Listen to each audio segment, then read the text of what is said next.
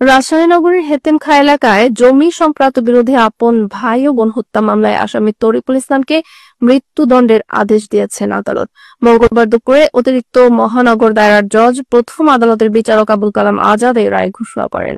মামলার এজাহার সূত্রে জানা যায়, 2015 সালে 6 এপ্রিল রাত 2:30টার দিকে পারিবারিক জমি জমা নিয়ে বিরোধে তরিকুল ইসলাম তার ভাই সাদেকুল ইসলামকে নিজ বাড়িতে শাবল দিয়ে বুকে আঘাত করে হত্যা করে।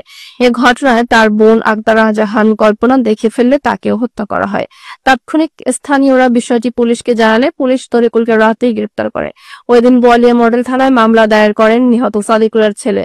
পুলিশ তদন্ত শেষে একমাত্র আসামি তরিকুল ইসলামকে দোষী সাব্যস্ত করে আদালতে চার্জশিট প্রদান করেন। 13 জন সাক্ষীর সাক্ষ্য, তথ্য উপাত্ত, যুক্তি তর্ক ও শুনানি শেষে আদালত মৃত্যুদণ্ডের এই আদেশ দেন।